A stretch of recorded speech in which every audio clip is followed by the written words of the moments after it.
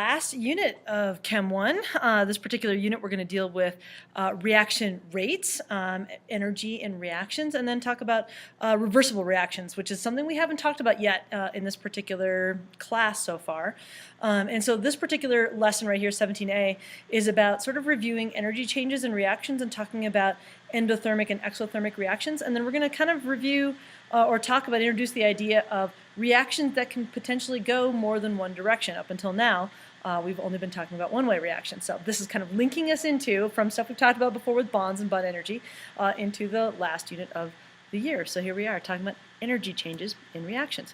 So far we've been talking about one-way reactions this entire semester, about reactions where you've got a set of reactants, you plop them together, something happens, then you have a set of products. So I want you to think back to the demo that we did a long time ago, which was the reaction when we put a chunk of aluminum foil into a container that had copper 2 chloride in it. And if you remember, it started off as silver metal and blue solution, and then all of a sudden things started to happen. This brownish stuff started to appear, kind of fizzed around the edges. It got really hot if you touched the beaker to it, and then we had definitely some weird stuff being produced in there. So we can talk about kind of the signs of a chemical reaction. How do we know a chemical reaction was occurring? We had color changes. We had the formation of a solid, that brown stuff. We had the formation of a gas, which is sort of a side reaction that happens in here, and then we had some energy in there. The fact that reaction got hot all by itself, and we ended up with two new products, which were copper metal, the brownish stuff, and aluminum chloride, which was a relatively clear solution by the time we were done. And this is a one-way reaction. In other words, if we were to put the opposite things together, a chunk of copper into aluminum chloride, it doesn't spontaneously go backwards. This is a reaction that goes one direction. Copper comes from this reaction, it doesn't go into this reaction. So we start to talk about, well, why is it that the reaction goes one direction from aluminum and copper chloride to the other stuff and not the other direction? And that's kind of where we're going to go in this particular unit. So with this, this is a really good example of what we would call a one-way reactant. When we write this equation out, we had aluminum and copper chloride that was on the left of our reaction. They converted to, and with an arrow, we had products on the right, which was our copper and aluminum chloride. This particular reaction is a spontaneous reaction. We put the stuff in there and it just kind of goes. And then certain types of reactions are not necessarily spontaneous, like lighting a match. You got to kind of give it a little bit of help to get it started.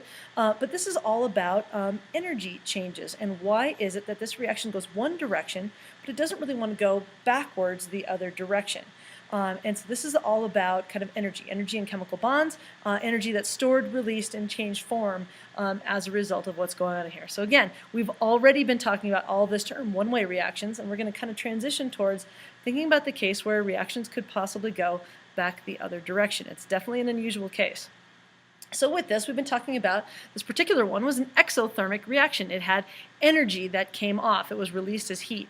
So in terms of what this is, I want you to start thinking about the chemical bonds there being a form of potential energy, a form of stored energy. And there's a certain amount of energy that's stored up in the reactants, and there's a certain amount of energy that's stored up in the products by the time that we're done. And so when we're trying to talk about making high energy compounds like certain types of products or certain types of reactants, we're putting actually energy into savings. We've got energy sort of bound up within those things. We would call those things like food, for example. Fuel that we would use has a bunch of energy stored up in those chemical bonds, and we want to be able to release it. When we're forming low energy compounds like carbon dioxide and water, those are low energy compounds, lots of that extra energy that was stored up in that food can get released as heat. It makes it available for that energy to be used for something else. It's kind of like the energy version of cash, right? That energy can then be used to do other sorts of chemical reactions if you're talking about a living system, or it can be given off as heat or even as light, depending on the chemistry that's going on in that particular case. So in terms of talking about reactions overall, we're always talking about the energy that was in the reactants versus the energy that's now in the products. We're sort of comparing the balances of those two savings accounts in terms of their energy. Exothermic reactions, like the one that's pictured here, has an overall release in energy. Energy in general is being given off. We're not at zero energy, but this reaction is kind of what we call downhill, that there was energy stored up in the reactants, but now there's less energy stored up in the products, and that excess is being given off in the terms of in the forms of heat or light, potentially, or sound, around, or a variety of other things that can be given off as. So if we take a look at this little graph here, I want you to look very closely at kind of interpreting this, because this particular set of slides has a lot of these kinds of graphs in here. Over on the side here, the y-axis is going to talk about kind of how much energy is stored up sort of metaphorically within those bonds. This way down here would be sort of like the forward reaction, the direction that the reaction goes from reactants to products. You can kind of think of it as being over time, I guess, if you really want to. But if we're talking about the reactants, when we're talking about that copper and aluminum chloride kind of reaction we were talking about earlier, the aluminum and the copper chloride had a certain amount of energy stored up in those bonds. And then by the time that we were done, the products were lower in energy. So the copper and the aluminum chloride had a lesser amount of energy stored up in the bonds within there, even though they're relatively similar feeling sorts of compounds. And we could tell that because energy was released from this reaction, and that's the difference between the top and the bottom line, how much energy came out. And if you're dropping, that means that energy is coming out of the system, and then we're on the outside of the system, so we would feel that as being heat. The bigger the drop, the more heat. If they're close together, there's not going to be as much heat that's given off. And we would call those things exothermic reactions. In other words, energy is being released or is exiting the system. What about the other case, endothermic reactions? We've seen a couple of these, and endothermic reactions are a lot less common in our everyday sort of chemistry. So how do these work? So again, you've got a similar graph here, same exact axes, kind of labeled a little bit differently. So what's going on in endothermic reactions? So this case is where actually energy is being invested into this particular thing. An overall increase in energy that's stored inside the chemicals themselves. So usually you're talking about either forming some more complex molecules or something funky is going on inside the bonds where you're having to put energy into that system in order to get energy, to have that energy to build, basically. So with these, you've got an overall increase in stored energy. You may have to put energy into the system to get that energy to stay there, and it feels a little bit weird to say that. With this, one of two different things can happen. Energy has to come from somewhere to do that construction process. So in this case, a lot of times energy could, say, be absorbed from the environment. We had a couple of cases like those little chemical cold packs, or when you dissolve certain kinds of salt in water, when all of a sudden you touch them and it feels cold. And the reason why it's feeling cold is because it's actually stealing heat from you. It's absorbing energy from the environment, from the outside, to put into there to make that reaction happen. The other way that this can happen is by what we would call baking or cooking, right? Where you're actually having to add energy to a system, turn the oven on or add fire to it in order to make that reaction happen in the first place. That's an endothermic reaction. You are having to supply the energy to make that reaction occur. These reactions are not typically spontaneous. That energy has to come from somewhere, and so in order to do that, something has to be going on from the outside to kind of force the energy into those chemical bonds. It doesn't really want to be stored there. Energy tends to want to go downhill, not uphill, and that's kind of a good kind of mental image to think about these. So if we want to think about this particular case, if you look really closely at this graph, our reactants now have a lower amount of energy that's stored up inside the chemical bonds of those reactants. And then by the time we're done, we've now lifted that up, and now that's why that products line is kind of higher, because there's more representing more energy stored within the chemical bonds. So we're sort of building food molecules, I guess, or baking bread is like a really good example. Like our reactants could be the flour and the sugar, and the product could be the bread itself. And in this case, energy has to be absorbed into that system. That's what's causing that energy increase within the chemicals themselves. And so that means energy was put in. Again, either we turned on the oven and supplied heat for it, or perhaps it stole heat and made it feel kind of cold. But again, these things don't happen by themselves. You put flour, sugar, and butter together on the counter, it's not going to bake themselves, right? You've got to put some energy into that system to get that chemical reaction to occur. So one thing that we've got to keep in mind here is that the term exothermic and spontaneous are not actually the same thing. For example, lighting a match is a really good example of an exothermic reaction, right? Makes fire and heat, definitely burns you, right? But it's not going to happen all by itself, thank goodness. Otherwise, we could never have a box of matches. They would start themselves on fire, right? Kind of weird, huh? So in terms of why this reaction has to get some help sometimes, is that there has to be a couple of different processes that occur in order for any chemical reaction to happen.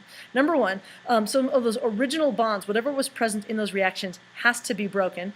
The second thing that has to happen is those atoms sort of have to rearrange. They have to come into contact, sort of meet their new partners, and then the last thing that happens is it has to have some new bonds that are formed, and that's actually what ends up creating the process. And all three of these things together end up requiring either energy in or energy out, depending on what the situation is.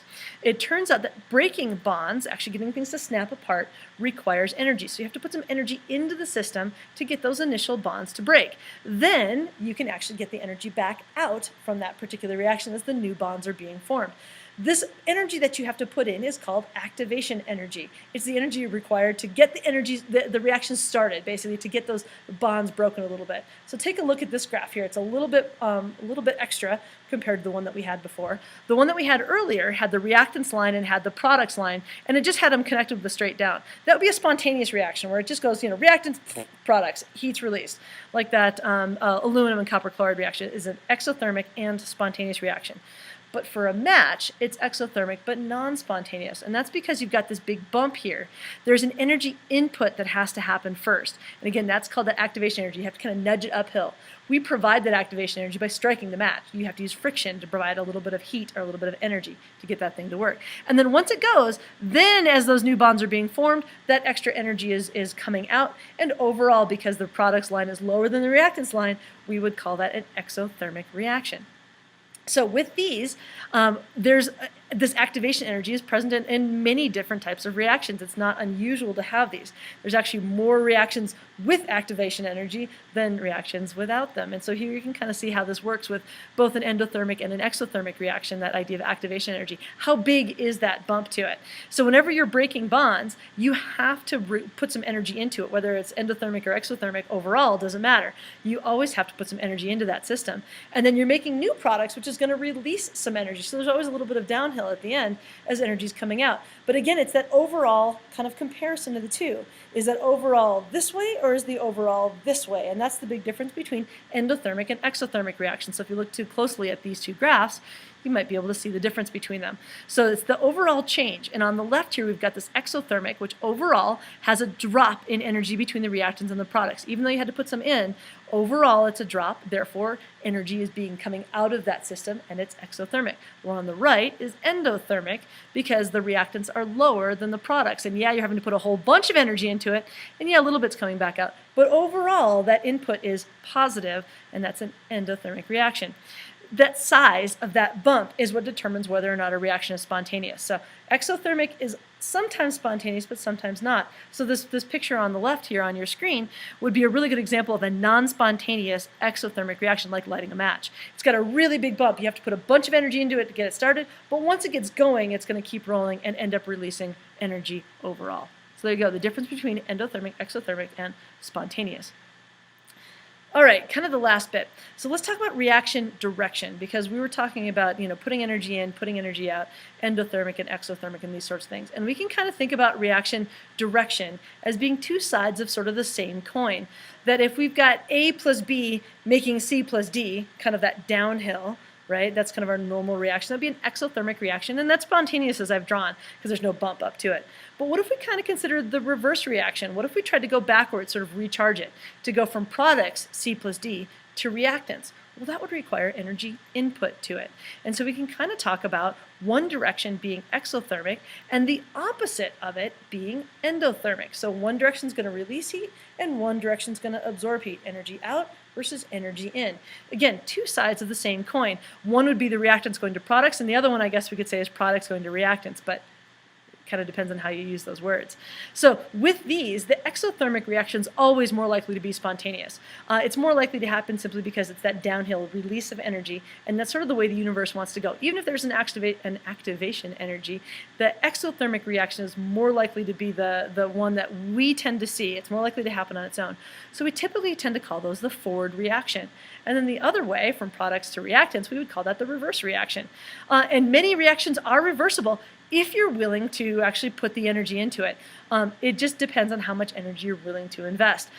So again, a lot of times the energy has to come from somewhere. It's kind of like recharging a battery. So if you think about this reaction direction, if the battery itself, like your little rechargeable AA battery, is the A plus B side, when you put it into your CD player or whatever it is that you're using, and it's spending energy that's kind of going downhill, well, in order to get it to recharge, to go from the charge, the kind of spent up battery, the product, back to its recharge state, you have to force that by plugging it in somewhere. So in order to get those reactions to be reversible, sometimes you have to do some crazy stuff, like use a lot of electricity, provide a lot of heat, something along those lines. Just generally don't want to go that direction. But again, it's that idea of reaction direction. Forward and reverse tend to be relative. The forward one we usually call the easy one.